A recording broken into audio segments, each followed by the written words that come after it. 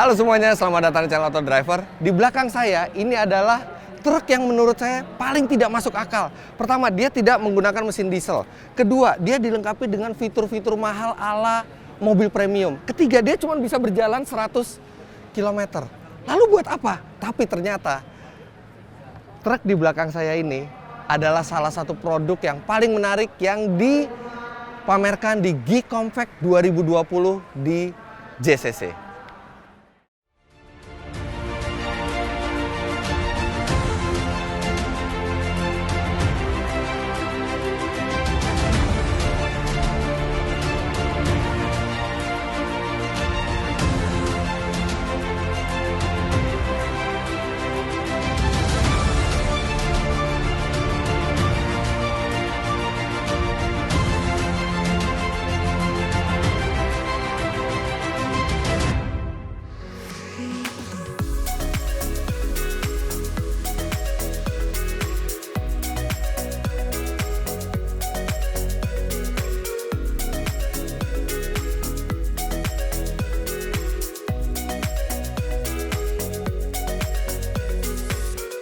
Ini adalah Mitsubishi e-Canter, dan dari namanya Anda sudah tahu bahwa ini adalah truk elektrik, dan lebih istimewa lagi karena dia sudah dipasarkan di luar negeri itu dari tahun 2017.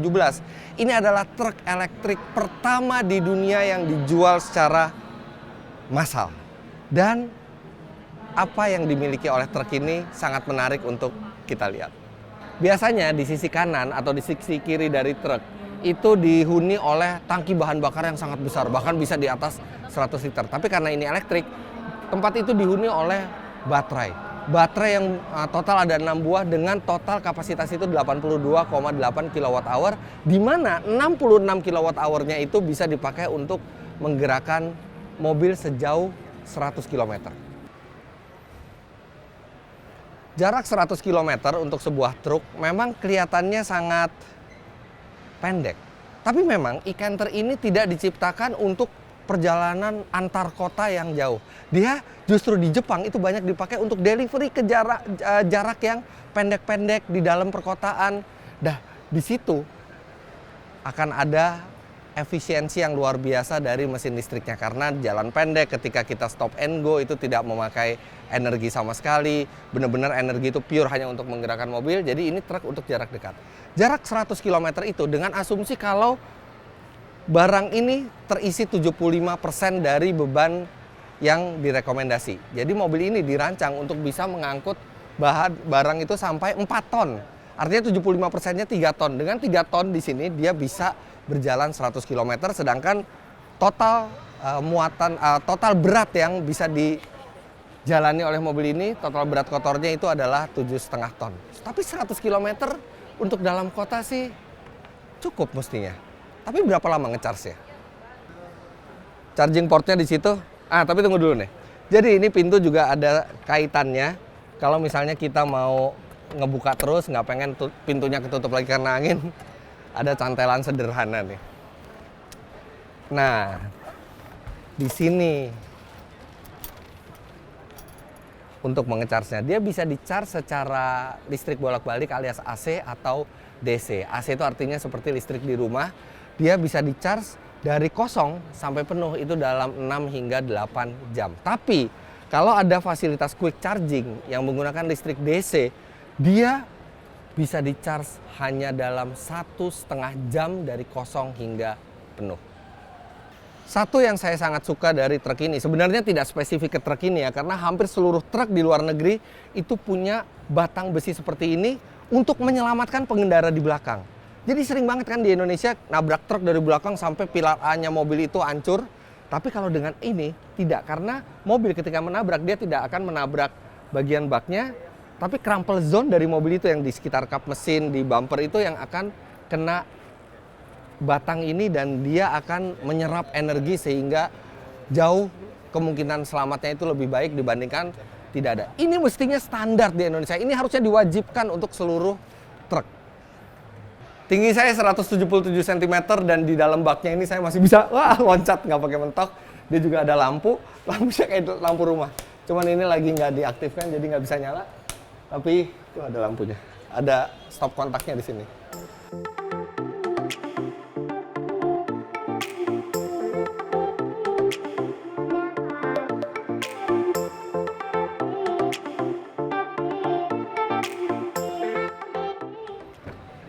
Kalau Anda seorang pengusaha truk dan ingin membahagiakan supir-supir Anda, ini mobil yang tepat.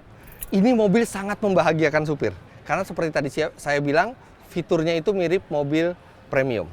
Pertama, ini kuncinya keren. Jadi kalau misalnya supir Anda lagi nongkrong sama supir-supir lain, itu dia bangga. Wih, kuncinya beda sendiri nih. Dan kunci ini bukan seperti kunci mekanikal biasa, dia ada slotnya di sini. Ini mirip BMW E90 kalau nggak salah, seri 3 E90 yang itu mau starter itu dimasukkan ke slotnya ini. Nah, ini mobil sudah bisa diaktifkan. Kemudian dia ini pengaturan kursinya itu maju mundur dan ada sandaran tangan.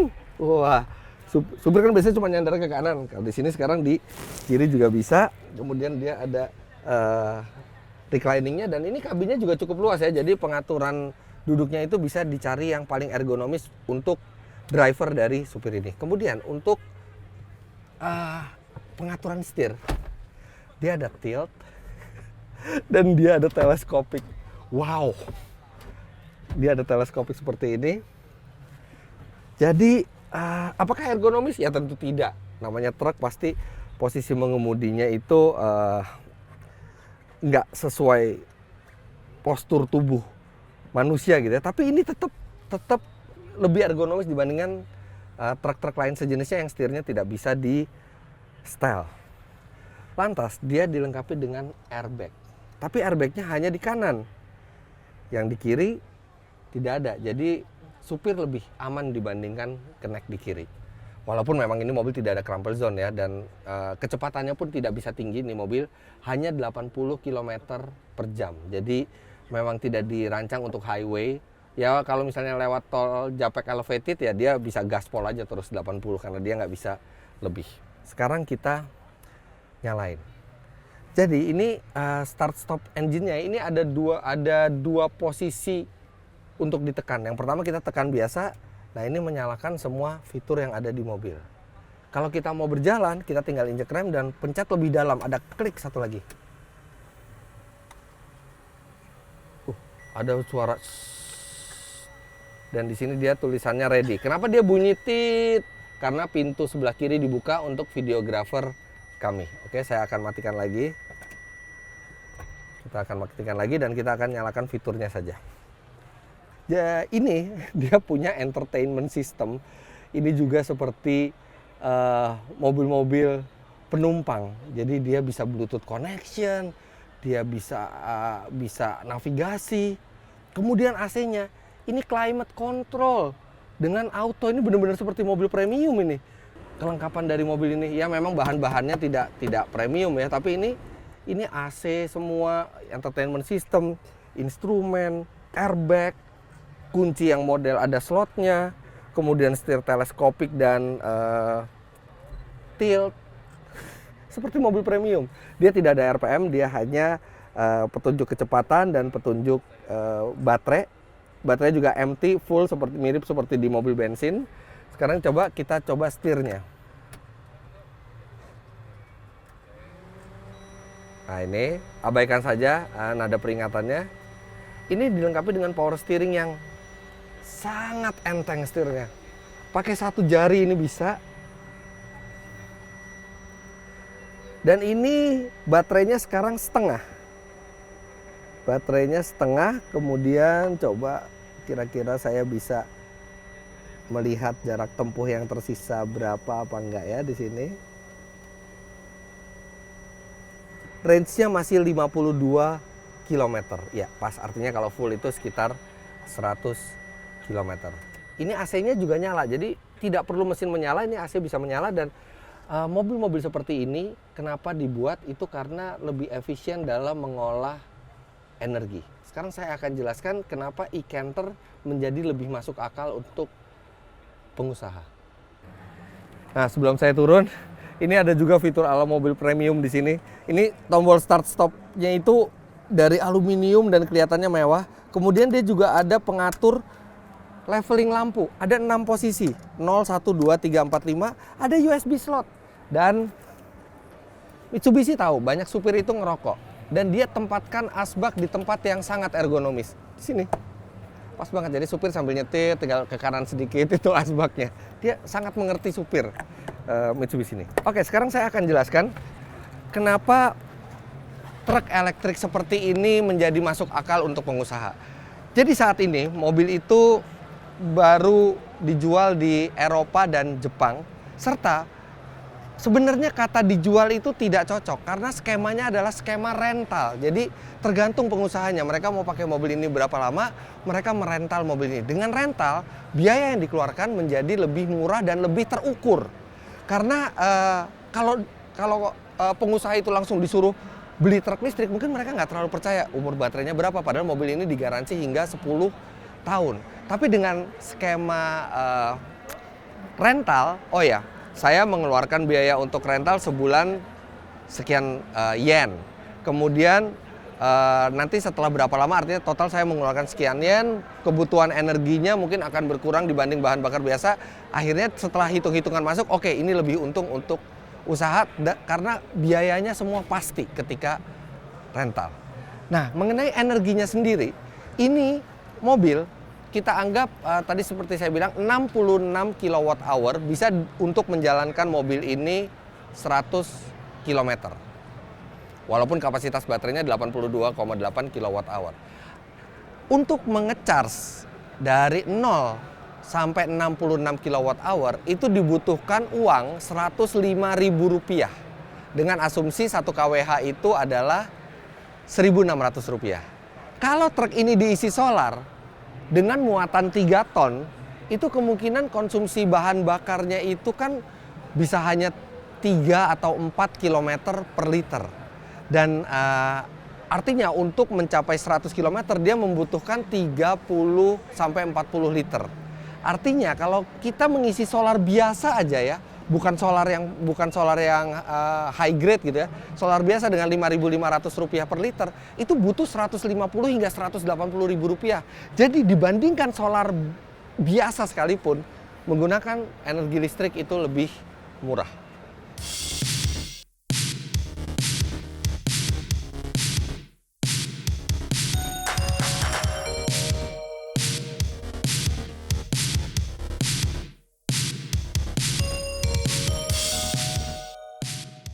Dari tadi saya tuh ngomong mobil, padahal sebenarnya ini truk. Tadi sampai diprotes sama videografer saya, tolong dimaafkan karena saya biasanya nge-review mobil.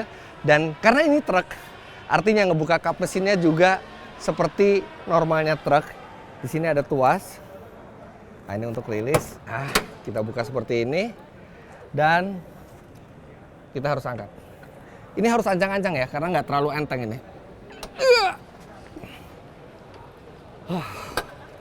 Percaya saya, nggak seenteng kelihatannya.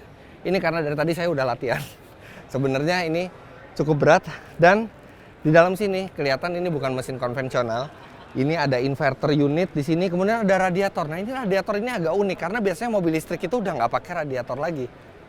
Ternyata karena ini bebannya besar, tetap ada panas yang timbul. Makanya dia punya 3 buah radiator. 3 buah radiator itu dia mendinginkan motor listrik, inverter, dan baterainya. Tidak ada oli lagi di sini, tidak ada oli mesin, semua benar-benar peranti penggerak listrik dan sangat mudah untuk perbaikan ketika ini seluruh kabinnya ini kita angkat. Penggeraknya sendiri tetap penggerak belakang dengan motor listrik yang ada di tengah. Tapi rasanya sih mesin listrik itu relatif lebih reliable karena hanya ada 1 moving parts. Jadi rasanya akan jarang supir itu membuka kabinnya seperti ini ya, kecuali untuk maintenance biasa. Nah, untuk menutupnya, ini pengaitnya kita buka. Kemudian kita gini dan ini tinggal kita. Nah, kalau nurinnya enteng. Ini tinggal di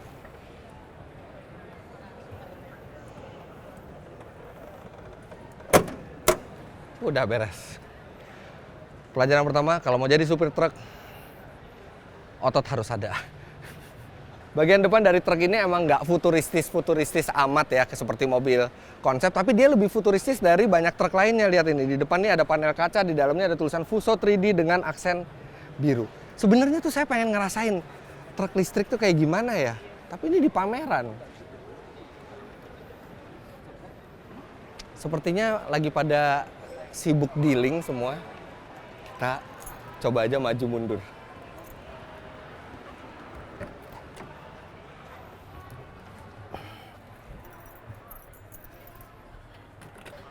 Ini ya begitu rem dilepas sedikit, itu tuh torsinya kelihatan tuh instan sekali gitu. Ini saya cuma punya jarak 20 meter ke depan. nggak lucu juga kalau saya nyoba truk terus habis itu nabrak pengunjung di sini, jadi saya harus hati-hati. Oke, kita coba sekarang, kita coba torsinya. Spin belakangnya. Belakangnya spin karena ini bukan aspal kan, ini kan kayu gitu ya. Tapi itu menandakan betapa besarnya torsinya dan benar-benar tanpa suara sama sekali. Ini juga AC-nya dingin banget, terus ini ada power window. Sekarang saya mau coba majuin secara pelan. Ini sayangnya nggak ada kamera mundur ya.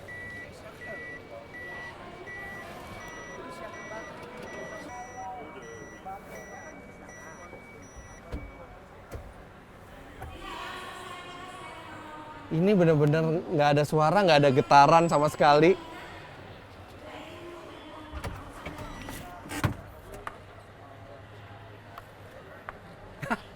Ini saya baru lihat di Bluetooth-nya.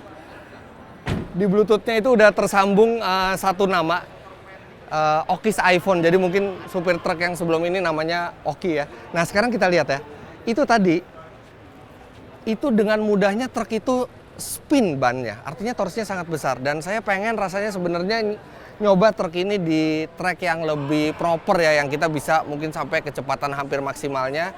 Tadi saya udah ngomong sama orang Mitsubishi, kemungkinan mereka akan menyiapkan tempat untuk kami mencoba mobil, bukan truk mobil, mencoba truk Mitsubishi e-Canter ini di tempat yang lebih proper. Tapi untuk sekarang, sekian dulu first impression kami untuk truk listrik pertama di dunia ini. Jangan lupa Anda klik like bila menyukai video ini, komentar di bawah, dan subscribe ke channel Auto Driver. Dan bagi Anda yang menyukai truk, bus, kendaraan komersial, Anda juga bisa subscribe ke channel saudara kami yaitu Bus Truck Indonesia. Terima kasih banyak Anda sudah menyaksikan. Sampai jumpa di video kami selanjutnya. Bye-bye.